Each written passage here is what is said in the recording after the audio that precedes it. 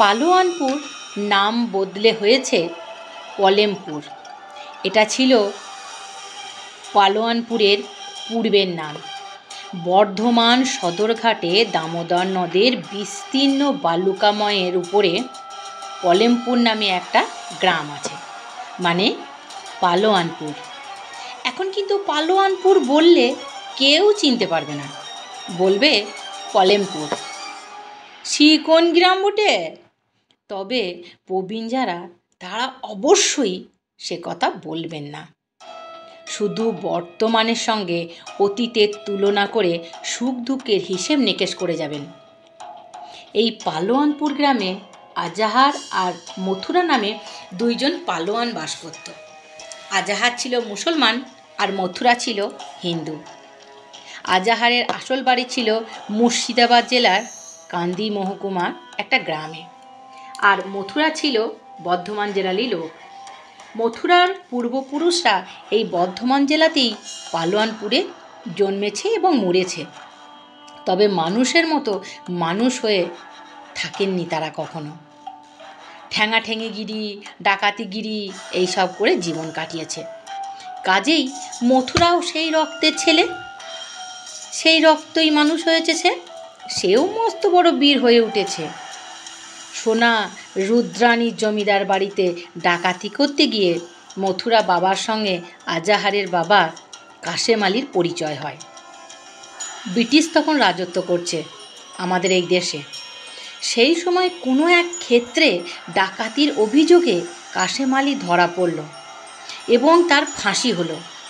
মথুরার বাবা তখন আজহারকে নিজের কাছে নিয়ে আসেন এবং মথুরার স্নেহে, অপত্য স্নেহে লালন পালন করতে থাকে। আজাহার আর মথুরা দুইজনে একসঙ্গে বড় হওয়া অভিন্ন হৃদয় বন্ধু হয়ে উঠল। দুইজনই হয়ে উঠল বীরের মতো বীর। চেহারা হলো বুনো মোষের মতো। তাদের চেহারা দেখে সবাই বলবে তারা বুনো মোষই বটে।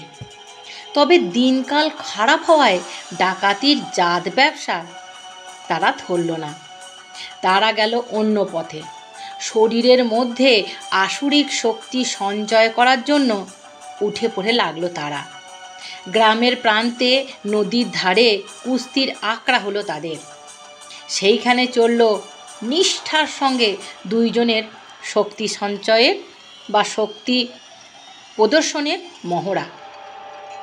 ডন বৈঠক, মুগুর ভাঁজা, কুস্তি করা। অল্প দিনের মধ্যেই দুইজনের দুটো অসুর হয়ে দাঁড়ালো। যখন তারা বুঝল যে তাদের সঙ্গে গায়ের জোরে পেরে উঠবে এই অঞ্চলে এমন কেউ নেই, তখন একদিন আজার বলল, চল মথুরা, এইবার আমরা ঠ্যাঙালাটি ধরে চারদিক দাপিয়ে বেড়াই। মথুরা বলল, না, আমার মাথায় অন্য মতলব আছে। আজাহার বলল, কীরকম মতলব? চুরি ডাকাতি বড় বাজে কাজ, ও কাজ আর করবো না। তাহলে কি করবি বল? একটা কিছু তো করতেই হবে, কিন্তু হ্যাঁ, চুরি ডাকাতি আর করবো না।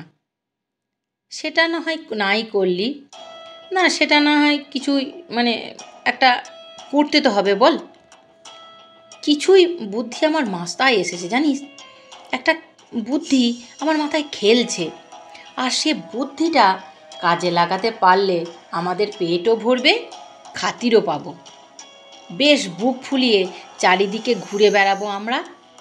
আজাহারের আর তার সই ছিল না। বলল, বলিস কি রে, আমার তো তোর সইছে না, বল কি ব্যাপার। তা একরকম মতলব যখন মাথায় এসেছে তখন বলেই ফেল, কি করতে চাস। মথুরা বলল, আমরা দিগ্বিজয়ে বেরোবো।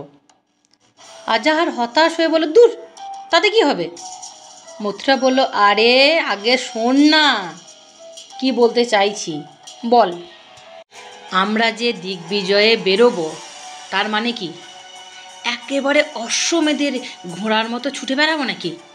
অর্থাৎ আমরা এখন চ্যালেঞ্জ নেব যে আমাদের দুইজনের বাজিমাত হবেই। আমরা এই চ্যালেঞ্জটা কিন্তু নেব বটে। হ্যাঁ, সেই চ্যালেঞ্জটা কি শুনি? চ্যালেঞ্জটা হলো, আমরা চারদিকে রটিয়ে দেব যে আমরা প্রত্যেক গ্রামে গিয়ে সেখানকার মস্তানদের সঙ্গে লড়াই করতে চাই। শামিয়ানা খাটিয়ে সকলের চোখের সামনে সে লড়াই হবে আমাদের আর তাদের মধ্যে। সেখানে শক্তি পরীক্ষায় যদি কেউ আমাদের হারাতে পারে তবে আমরা তার কাছে দাসখত লিখে নথি স্বীকার করে চলে আসব। আর যদি না পারে তবে সেই গ্রামের লোকেদের আমাদের কাছে বশ্যতা স্বীকার করে রূপোর মেডেল ঝুলিয়ে দিতে হবে আমাদের গলায়। মেডেলের গায়ে সেই গ্রামের নাম খোদাই করা থাকবে, লেখা থাকবে আমরা পরাজিত। আজাহার বলল, শুধু তাই নয় রে, মাথা মুড়িয়ে ঘোল ঢেলে দিয়ে আসবো। মথুরা বলল, না, তা করব না। সেই পরাজয়ের খেসারত স্বরূপ নগদ 100 টাকা দিতে হবে তাদেরকে। আজাহার তো লাফিয়ে ওঠে, মাশাআল্লাহ মাশাআল্লাহ, ঠিক বলেছ ভাই, ঠিক বলেছ।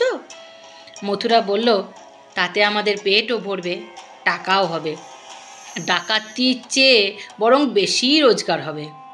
লোকেরা আমাদের ঘৃণা না করে ভক্তি করবে, পুলিশও পেছনে লাগতে পারবে না।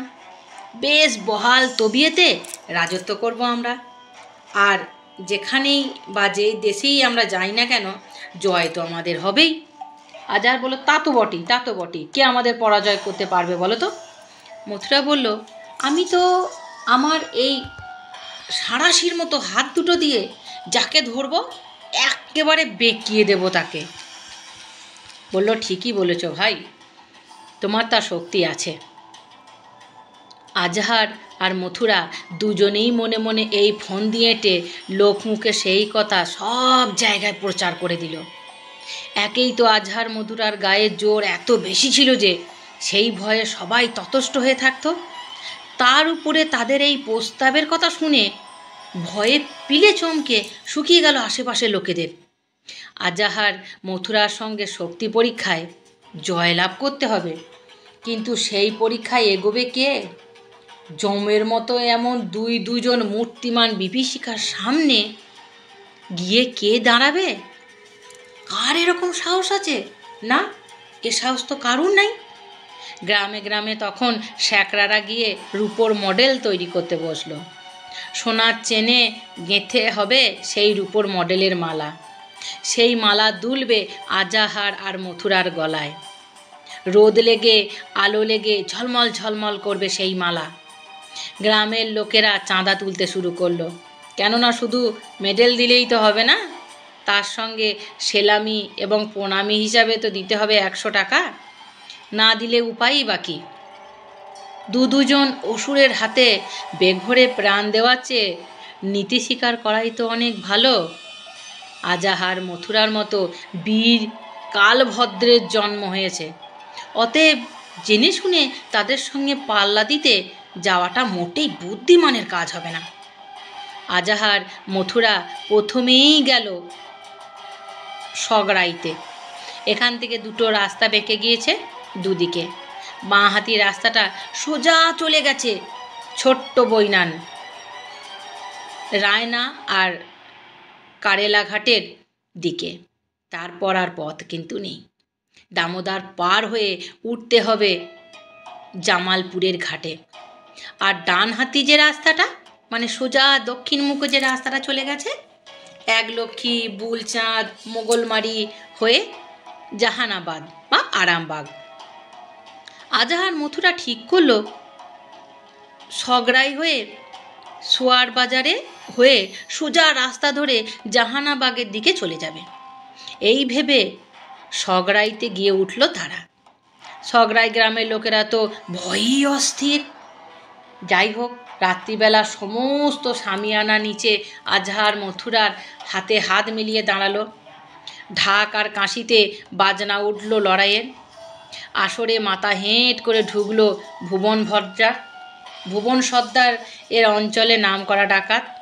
আজহার বলল, কি সর্দার, লড়বে নাকি? ভুবন বলল, না হুজুর। মথুরা বলল, সে কি? ভুবন বলল, আমি আপনাদের দাস। আজহার সকলকে শুনিয়ে বলল, তোমরা শোনো হে, বিখ্যাত ভুবন সর্দার বলছে সে নাকি আমাদের দাস। এ হচ্ছে বিখ্যাত ডাকাত সর্দার। সবাই বলল, আমরা সাক্ষী আছি। আমরাও আপনাদের কাছে আমাদের নীতি স্বীকার করছি। মথুরা বলল, তাহলে নিয়ে এসো আমাদের রূপোর মেডেল। কি নিয়ে এসো? আজাহার মথুরার গলায় আংটা দেওয়া সোনার চেন ছিল, তাতে এঁটে দেওয়া হলো রূপোর মডেল, একটা আজহারকে, একটা মথুরাকে। মথুরা ভুবন সর্দারকে বলল, এরকম ক্ষমতা নিয়ে তুমি আমাদের মারো সর্দার? কি করব, এ যে আমাদের জাত ব্যবসা। আজাহার বলল, ঠিক আছে, এবার থেকে এ ব্যবসা ছেড়ে অন্য কিছু করো। মনে রেখো, এটা তোমাদের প্রভুর আদেশ, হুজুর মাই বাপ। এই বলে ভুবন তার লাঠি মাটিতে নামিয়ে রেখে বলল, এই নামালাম লাঠি, আর এ কাজ কখনো করব না। আজাহার আর মথুরা এবার গেল আমলেতে। আমলের মোনা ঘোষ আর পোনাপাল ছিল নাম করা পালোয়ান, যেমন শক্তিমান তেমনি দুর্ধর্ষ। আমলে বাজারে লড়াইয়ের আসরে দুই পক্ষ মুখোমুখি দাঁড়ালো, একদিকে আজাহার, একদিকে মথুরা, অপরদিকে সোনা এবং পোনা। আজাহার বলল, কিরে মোনা, লড়বি নাকি? মোনা বলল, আলবাত লড়ব। মথুরা পোনাকে বলল, তুই এক হাত হয়ে যা। তখন ওরা বলল, মন্দ কি? আজাহার মথুরা বলল, এখনো ভেবে দেখ। মোনা ও পোনার এ অঞ্চলে খ্যাতি ছিল খুব, কাজেই কিছুতেই তারা হার স্বীকার করতে সাহস পাচ্ছিল না।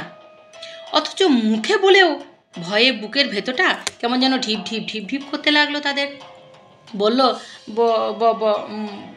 বললুম তো। আজহার মথুরা বলল, তোরা তো এখনই তোতলাতে শুরু করেছিস, এরপরে কি করবি? দর্শকদের ভেতর থেকে একজন বলল, এরপরে পাঁকে শুয়ে গড়াগড়ি খাবে আর কি।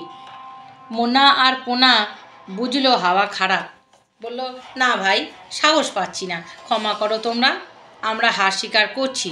শুধু তাই নয়, বরাবরের জন্য এ গ্রাম ছেড়েও আমি চলে যাচ্ছি, কেননা পরাজয় স্বীকার করে এ গ্রামে মাথা উঁচিয়ে আমরা থাকতে পারবো না। শুধু গ্রামে কেন, এ তল্লাটেও থাকতে পারবো না। সঙ্গে সঙ্গে ঢাকের বাদ্যি তুমুলভাবে বেজে উঠল। আজাহার মথুরার জয় ঘোষণা করল। গ্রামের লোকেরা আজাহার আর মথুরার পায়ের তলায় 100 টাকা রেখে গলায় ঝুলিয়ে দিল সেই রূপোর মডেল, মানে মেডেল। তারপর সারা রাত ধরে আজাহার মথুরাকে নিয়ে শোভাযাত্রা করে চারিদিকে প্রদক্ষিণ করল। পরদিন আজাহার মথুরা আর রওনা হলো অন্য দেশের দিকে। আজাহার আর মথুরা নামে তখন বিভীষিকা লেগে গেছে চারিদিকে। কোনো পালোয়ান আর মাতব্বরি করতে সাহস পাচ্ছে না। যে শোনে আজাহার মথুরার নাম, সেই গা ঢাকা দেয়। অতএব লড়াই আর হয় না। আজাহার মথুরা টাকার বান্ডিল নিয়ে মেডেল ঝুলিয়ে ঘুরতে থাকে, বুক ফুলিয়ে ঘুরতে থাকে। দেশ দেশান্তরে তখন নাম ছড়িয়ে পড়েছে তাদের। তাদের নিয়ে মুখে মুখে ছেলে ভুলানো ছড়াও বেরিয়ে গেল কত। ছড়া শুনে দুষ্ট ছেলেরা কান্না ভুলে মায়ের বুকে মুখ লুকাতে লাগলো, যেন কেউ বলতো, ওই আজাহার আসছে, ওই মথুরা আসছে। অমনি ছেলেমেয়েরা মাকে ভয়ে জড়িয়ে ধরত। যাই হোক, আজাহার মথুরা এমনিভাবে ঘুরতে ঘুরতে একদিন উচালনের প্রান্তে এসে হাজির হলো। উচালন হলো বর্ধমান জেলার অন্তর্গত একটি গ্রাম। বাঁধা সড়ক ধরে সোজা গ্রামের ভিতরের দিকে চলে গেছে একটা রাস্তা। সেই রাস্তার ধারে প্রকাণ্ড একটা বট গাছের নিচে বসলো দুইজনে। তখন গ্রীষ্মকাল, বেশ ফুরফুর করে বাতাস বইছিল।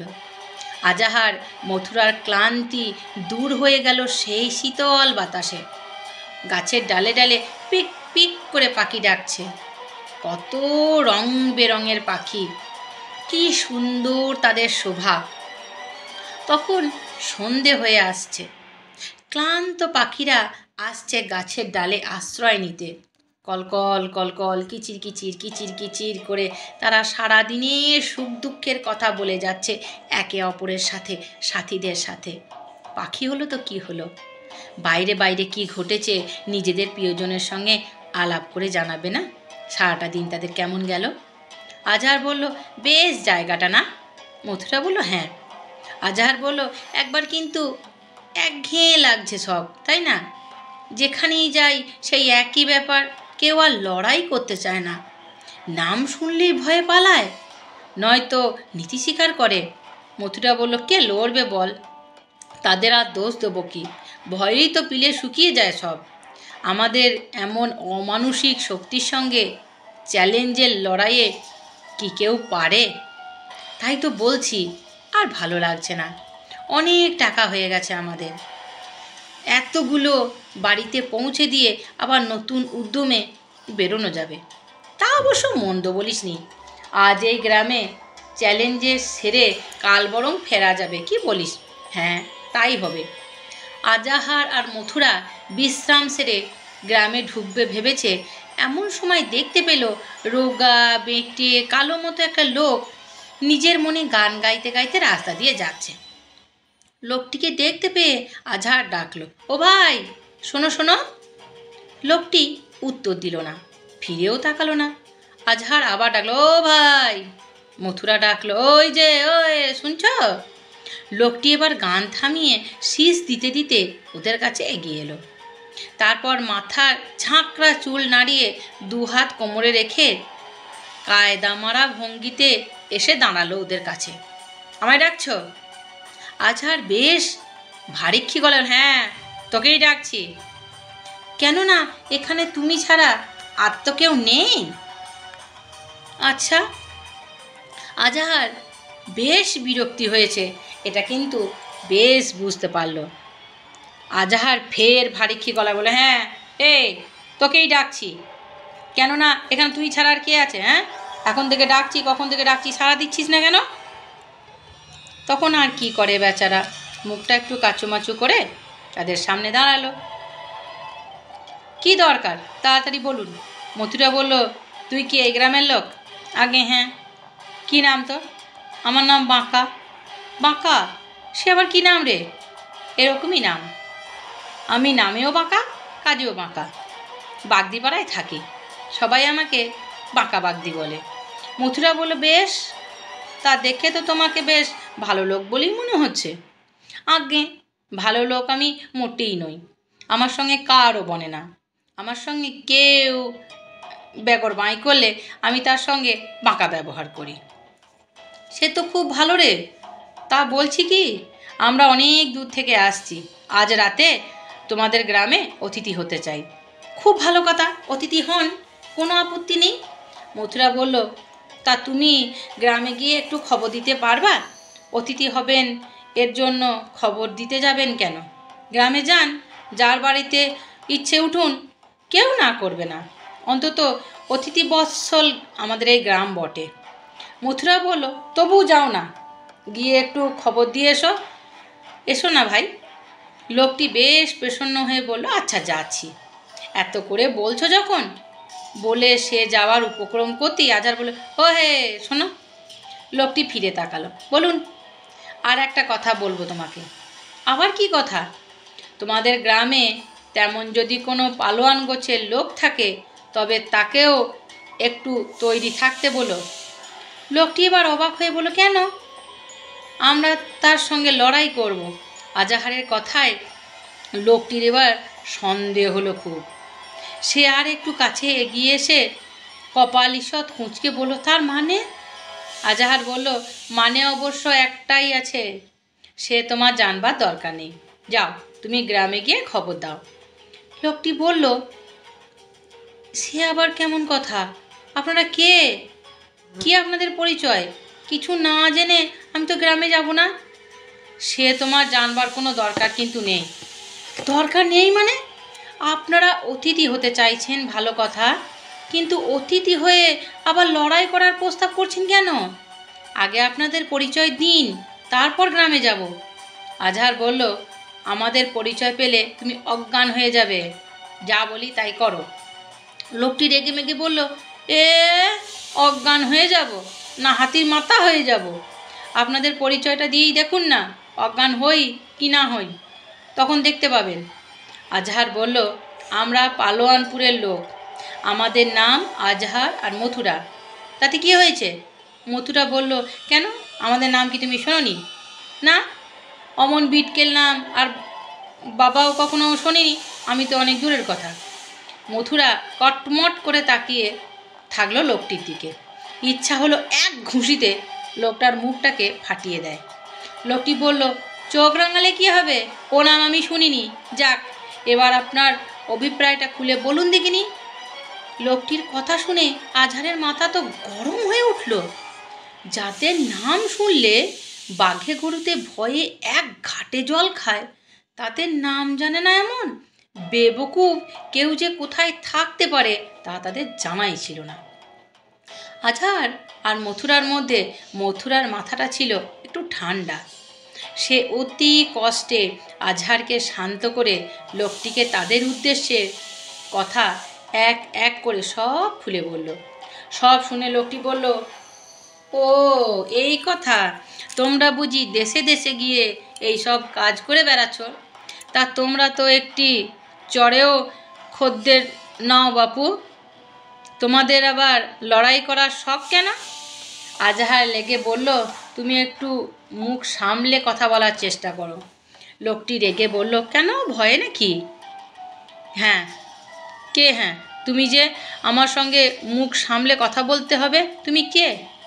আজহার বলল, আমাদের এই চেহারা দেখলে জমের বুক পর্যন্ত শুকিয়ে যায়, আর তুমি বলছো কি না আমরা একটি চড়েই খদ্দের নই? যা বলছি ঠিকই বলছি। মথুরা ফিস করে আজহারকে বলল, এ বেশি খচমচ করিস না ওর সঙ্গে, ব্যাটার বোধ হয় মাথা খারাপ আছে।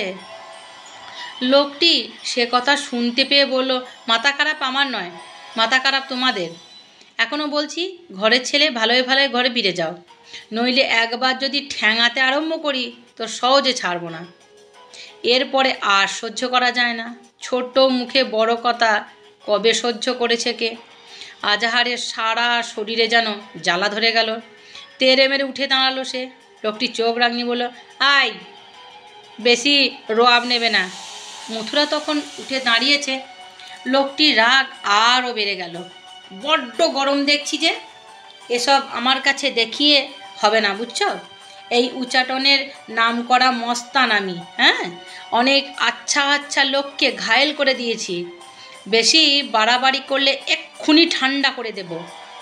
আজহার মথুরা তো ভেবেই পেল না লোকটি সত্যিই মাথা খারাপ কিনা। মথুরা ব্যঙ্গ করে বলল, ওরে আজহার, এটা ইঁদুরের গর্ত দেখ, গিয়ে লুকিয়ে পড়, উনি আমাদের ঠান্ডা করে দেবেন। লোকটি ধমকে উঠল অমনি, চুপ কর বেটা বদমাইশ কোথাকার, টিক টিক টিক টিক করে মরছে আবার। মথুরা বলল, দেখো, আমার অনেক সহ্য করেছি তোমাকে আমরা, ইচ্ছা করলে এক্ষুনি এক হাতে তোমার গলা টিপে মেরে ফেলতে পারি। হ্যাঁ, তা মারো না, দেখবো তোমরা কত মায়ের দুধ খেয়েছ, না চুনোপুটি মারা কাজের কাজ করেছ। তা ছুঁচো মারতে আবার হাত গন্ধ করতে চাইছো কেন? যাও না বলছি, শোনো, গায়ে ফিরে গিয়ে খবর দাও। লোকটি বেদম খেপে গেল তখন। বলল, খবর টবর শিখিয়ে রাখো, আগে আমার সঙ্গে মোকাবিলা করো, তারপর খবর দেব। আমাকে এক হাতে টিপে মারবে বলেছে যখন, মারো আগে, তারপর খবর দেব। আজহার বলল, আমাদের ফের ঘাঁটাচ্ছিস রে তুই? ঘাঁটাবো আবার কি? ঘাঁটাচ্ছি কি করে? মারবো যখন বলেছ তখন মারো। তুমি আমাকে এক হাতে টিপে মারবে আর আমি তোমাদের দুজনকে এক হাতে টিপে মারবো। এসো, এগিয়ে এসো। আজহার আর থাকতে পারলো না। এরপর রেগে উঠে গিয়ে ঠাস করে লোকটার গালে মারলো একটা চর। কিন্তু কি আশ্চর্য, যে চর খেয়ে বহু আচ্ছা আচ্ছা লোকেরাও ভুবন অন্ধকার দেখে, সেই চর বেমালুম হজম করে লোকটি বাঘের মতো ঝাঁপিয়ে পড়লো আজহারের দিকে, মথুরার উপর। তারপর দু হাতে লোকটাকে জড়িয়ে ধরে হিড় হিড় করে টানতে টানতে গেল একটা ধান কাটা মাঠের দিকে। সেই মহাশক্তিমান দুটো মানুষ তো হতভম্ব হয়ে গেল। এও কি সম্ভব? এর যে বিশ্বাস করা যায় না। লোকটির কিন্তু কোনো কিছুতেই কোনো ভ্রুক্ষেপ নেই। মাঠে নামিয়েই শুরু করলো তার খেলা। দু হাতে দুজনের চুলের মুঠি ধরে অবিরাম ঠোকাঠুকি ঠোকাঠুকি ঠোকাঠুকি শুরু করলো। তার উপর কিল, চড়, ঘুষি, লাথি সবই চললো বেপরোয়াভাবে। আজাহার আর মথুরা এমন মার খেলো যে মা তারা জীবনে খায়নি। মারের চোটে তারা বাবারে মারে বাবারে মারে করতে লেগেছে। আজহার বলল, লক্ষ্মী দাদা, আমার লক্ষ্মী দাদা, এবারের মতো রেহাই দাও আমাদের, আমাদের ঘাট হয়েছে ভাই। লোকটি বলল, পাগল না মাথা খারাপ? এত সহজে আমি ছাড়ি কখনো? এই তো সবে শুরু। মথুরা বলল, তোমার দুটো পায়ে পড়ি ভাই, তোমার কথা না শুনে ঝকমারি হয়েছে আমাদের। আজহার বলল, আল্লাহ কসম, আর কখনো আমরা কারো সঙ্গে লড়াই করতে যাব না, তোমাকে আমরা কথা দিচ্ছি ভাই। আজাহার আর মথুরা দুজনেই তখন আধমরা হয়ে গেছে, কেটে ছিঁড়ে রক্তও বেরোচ্ছে গা দিয়ে। এবার বুঝি দয়া হলো লোকটির। মার থামিয়ে বলল, ঠিক বলছিস তো? আজহার বলল, খোদা কসম, আর কখনো এসব করতে বেরোবি না। না সত্যি, 3 সত্যি কর। সত্যি সত্যি সত্যি, এই 3 সত্যি করলাম। লোকটা বলল, দেখলি তো আমার নামের মহিমা, আমি আগেই বলেছি যে আমার সঙ্গে বাঁকা ব্যবহার করলেই আমি বাঁকিয়ে দেব। আমার নাম বাঁকা বাগদি। যাক, এবার কান ধরে 10 বার উঠবোস কর। আজাহার আর মথুরা কান ধরে টক টক টক টক করে 10 বার উঠবোস করলো। সে যেমন বলল মথুরা রাতে এমনিই করলো। নাক খদ দে, নাক খদ দে। আজাহার আর মথুরা তাই দিল, নাক খদ দিল। লোকটি এবার ওদের ছেড়ে দিয়ে বলল, যা বেটারা যা, খুব বাঁচা বেঁচে গেলিয়ে যা, তারা যা, আজকের মতো গাঁয়ে গিয়ে জিরিয়ে নে, যা, কাল সকালেই পালাবি এখান থেকে, ঠিক আছে? আর কখনো যদি এই ত্রিসীমানায় দেখি তো একেবারে শেষ করে দেবো বলে ফেললাম। এই বলে আবার নিজের মনে গান গাইতে গাইতে লোকটি সেখান থেকে চলে গেল।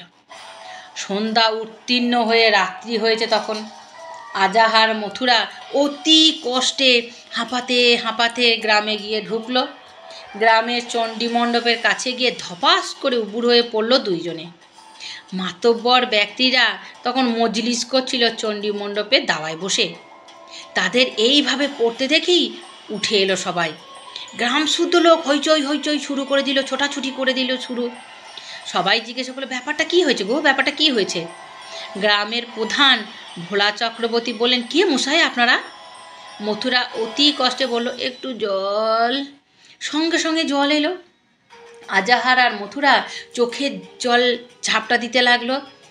একজন বলল, আপনারা কি পালোয়ানপুরের বীর বিখ্যাত আজাহার আর মথুরা? আপনাদের গলায় সোনার চেন, রূপোর মেডেল এত রয়েছে দেখছি। আজাহার মথুরা বলল, হ্যাঁ ভাই, আমরাই আজাহার আর মথুরা। তা এমন দশা কে করলো আপনাদের? আজাহার আর মথুরা তখন সব কথা ভুলে বলল ওদের। সব শুনে গ্রামের লোকেদের তো বিস্ময়ের অবধি রইল না। এমন জমের মতো চেহারা দুজন লোককে একা কোনো লোক এইভাবে মারতে পারে তা তাদের ধারণাও ছিল না। গ্রামবাসীরা বলল, না মশাই, সেরকম শক্তিমান লোক এ অঞ্চলে নেই।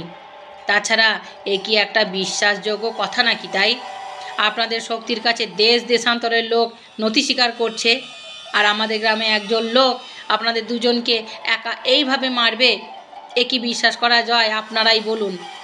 আজহার বলল, তাহলে কি বলতে চান আমরা মিথ্যা কথা বলছি? আমাদের দুজনের এই অবস্থা যা আপনারা চোখে দেখছেন, এটাও কি মিথ্যা নাকি? তাহলে আপনাদের শুনতে ভুল হয়েছে, সে নিশ্চয়ই অন্য কোনো গ্রামের লোক হবে। মথুরা বলল, আরে না না, শুনতে আমাদের একটুকু ভুল হয়নি। সে নিজের মুখে বলেছে সে এই গ্রামে থাকে। ভোলা চক্রবর্তী বলল, অসম্ভব, এরকম লোক আমাদের গ্রামে থাকতেই পারে না। আমাদের গ্রামে এরকম লোক থাকবে অথচ আমরা তাকে চিনতে পারবো না? এ কি একটা কথার মতো কথা, বলুন আপনারা? আজহার বলল, সে বলেছে এই গ্রামের বাগদিপাড়ায় সে থাকে। বেশ তো, শুধু বাগদিপাড়া কেন, এই গ্রামে যত লোক আছে, ছেলে বুড়ো যত, সবাইকে আমি আপনার সামনে হাজির করছি। কই দেখিয়ে দিন তো সেই লোকটা কোন লোকটা। কিছুক্ষণের মধ্যেই গায়ে 16 আনা লোক সবাই লাইন দিয়ে দাঁড়িয়ে পড়ল। আজহার এক এক করে সবাইকে দেখলো, প্রত্যেককে দেখলো, কিন্তু কোথায় সেই লোক? সেই আসল লোকটিকে খুঁজে পাওয়া গেল না।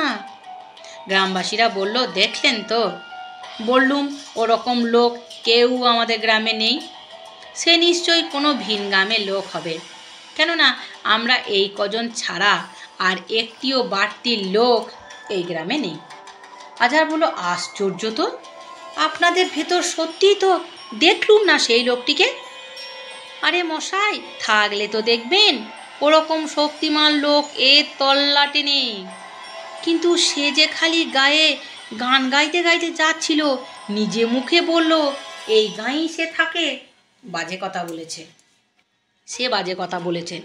এরকম লোক এ গাঁয়ে থাকতেই পারে না। ছোটোখাটো মাস্তান টাস্তান অবশ্য এখনও একজন আমাদের গাঁয়ে আছে। সে হলো পশ্চিম পাড়ার গোপাল। ওই দেখুন, সে বসে আছে, ওইখানেই বসে আছে। আজহার মথুরা অবাক হয়ে বলল, তাই তো, এ তো বড় আশ্চর্যের কথা। ভোলা চক্রবর্তী বললেন, আচ্ছা, সে কোনো নাম টাম বলেছে আপনাদের কাছে? আগে হ্যাঁ বলেছে। সে বলেছে, কি বলেছে তার নামটা একটু বলুন তো। আমাদের গাঁয়ের লোক আপনাদের এরকম করে মেরেছে, আর তার নামটাই আমরা একবার শুনি। তার নামটা বলুন। বলল, তার নাম হচ্ছে বাঁকামাগদি। নামটা শোনা মাত্রই সকলে যেন আঁতকে উঠল কীরকম। সবাই সবারই দিকে চেয়ে চেয়ে দেখতে লাগলো। ভোলা চক্রবর্তী বললেন, বাঁকাবাগদি, নামটা ঠিক শুনেছেন মশাই। শুনেছি মানে? ওই তো, ওর নাম তো আমরা জীবনে ভুলব না, যেভাবে আমাদেরকে পিটিয়েছে। এ কি করে সম্ভব? কেন, বাঁকাবাগদিকে আপনারা চেনেন না? চিনি না মানে? বিলক্ষণ চিনি, সে তো এই গ্রামেরই লোক। গত বছর ঠিক আজকে দিনে সে বট গাছটার তলায় যেখানে আপনারা বসেছিলেন, সেই বট গাছটার ডালেই গলায় দড়ি দিয়ে মুড়েছিল। এই পর্যন্ত শোনা মাত্রই আজাহার মথুরা জ্ঞান হারিয়ে ফেলল। মারের চোটে মার খেয়ে নয়, সেই লোকটির মুখে এই কথাটা শোনার পর তারা জ্ঞান হারিয়ে ফেলেছিল। জ্ঞান তো হারাবেই, এই কথা শুনলে কার না জ্ঞান হারাবে না। পরদিন সকালে জ্ঞান ফিরলে আর এক মুহূর্ত সে গ্রামে তারা দুজন থাকতে রাজি হয়নি। ময়না সিংয়ের ভূতের গল্প। গল্পটা শুনেছিলাম ময়রা সিংয়ের মুখ থেকে। ময়রা সিংহ আমাদের গ্রামের লোক। তার আসল নাম নির্মল সিংহ। ময়রার কাজ করতেন বলে লোকে তাকে ময়রা সিংহ বলতো। গ্রামের মধ্যে ছোটোখাটো একটা মিষ্টির দোকানও ছিল তার। ময়রা সিংহ মরে যাওয়ার পর সে দোকান উঠে গেছে। তবে তার মুখে শোনা গল্পটা আজও কিন্তু আমাদের মন থেকে উঠে যায়নি। আমাদের মনে সেটা আরও সুন্দরভাবে পরিপাটিভাবে আমাদের মনের মণিকোঠায় রয়ে গেছে। আমাদের গ্রাম থেকে বেরোবার মুখে কুলির মানে রাস্তার ধারে একটা বেল গাছে নাকি এক ভূত থাকতো। ভূতটা কারোর কোনো ক্ষতি বা অনিষ্ট কিচ্ছু করতো না, কাউকে ভয় দেখাতো না, কারোর কোনো পাকা ধানে মই দিত না, কিচ্ছু করতো না। শুধু সন্ধ্যের পর গাছের ডালে বসে পা দোলাতো, আর সেই গাছতলা দিয়ে কেউ গেলেই তার মাথায় একটা লাথি মেরে দিত, ব্যাস। দিনের পর দিন এই রকম ভুতুরে ব্যাপার নিয়মিত ঘটতো বলে ভয়ের সন্ধ্যের পর কেউ আর সে পথে পা বাড়াতো না। কেননা বেলগাছটাই ছিল কুলির ধারেই, এবং বেলগাছের সে ডালে ভূতটা থাকতো, সেই ডালটা ছিল কুলির উপর ঝুঁকে। তাই কুলি ছেড়ে অন্য পথেই লোকজন যাতায়াত করত। ভূতটাকে তাড়াবার জন্য গ্রামের লোকেরা অনেক চেষ্টা করেছিল, কিন্তু কিছুতেই কিছু হয়নি। ওঝা গুণিন ডেকে নানা রকম ক্রিয়াকলাপ করেও তাড়ানো যায়নি ভূতটাকে। অনিষ্ট হওয়ার ভয়ে গাছটাকে কেটে ফেলতেও সাহস করেনি কেউ। এই রকম যখন অবস্থা, তখন একদিন আগুরিদের একটা লোক ঠিক করলো যেমন করেই হোক ভূতটাকে ফাঁদে ফেলে সে জব্দ করবে। লোকটার নাম হলো মৃত্যুঞ্জয়, ডাকনাম মৃত্যুঞ্জয়। সে ছিল যেমন বলবান তেমনিই ছিল সাহসী। কথায় বলে না, 7টা এঁড়ে গরুর যা শক্তি, একজন আগুরির গায়ে সেই রকম শক্তি। তাই মৃত্যুনের কথাটা হেসে উড়িয়ে দিল না কেউ। একজন জিজ্ঞাসা করলো, কী রে, কি করবে শুনলাম? কি করবে একটু শুনি। মৃত্যুন বলল, শুনেছি গরুর দড়িতে ভূত নাকি বাঁধা পড়ে। সেই গরুর দড়ি দিয়েই ভূতটাকে আমি আজ বাঁধব। এই বলে ভূতটাকে কায়দায় ফেলাবার জন্য মৃত্যুন আরও 2-1জনকে সঙ্গে নিয়ে তোড়জোড় শুরু করে দিল। তারপর একদিন রাত্রিবেলা শুরু হলো তাদের ভূত ধরার অভিযান। ময়রা সিংহের দোকানটা হলো ঘাঁটি।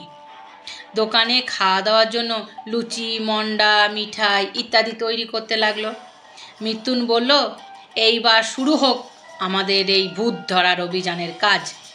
কিন্তু এ কাজের জন্য চাই একটা শক্ত দড়ি আর 2টো তেজি বলদ। একজন বলল, দড়ি তো জোগাড় হয়েছে, কিন্তু বলদ কোথায় পাবো? কারো কাছ থেকে চেয়ে নিয়ে এসো।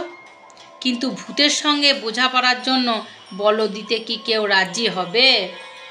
মৃত্যুন কিছুক্ষণ চুপ করে কি যেন ভাবলো, তারপর বলল, কেউ না দেয় কোথাও থেকে চুরি করে আনতে হবে। তাই হলো, চুরি করেই আনা হলো। পূব পাড়া থেকে লুকিয়ে একজনের বলবান 2টো বলদ নিয়ে আসা হলো। তারপর শুরু হলো আসল কাজ। একটা দড়ির মাঝখানে ফাঁক তৈরি করে দড়ির দুদিকে খুঁট দিয়ে বলদ 2টোকে বেঁধে ফাঁসটা মাথার উপর ধরে মৃত্যুন একা চলল কুলি ধরে সেই গাছতলার দিকে। ভূতটা তখন নিজের মনে গাছের ডালে বসে বসে পা দোলাচ্ছিল। এমন সময় মৃত্যুন এসে পড়ল সেই গাছতলায়। যেই না এসে পড়া, অমনি মাথায় পোকা নড়ে উঠল ভূতটা।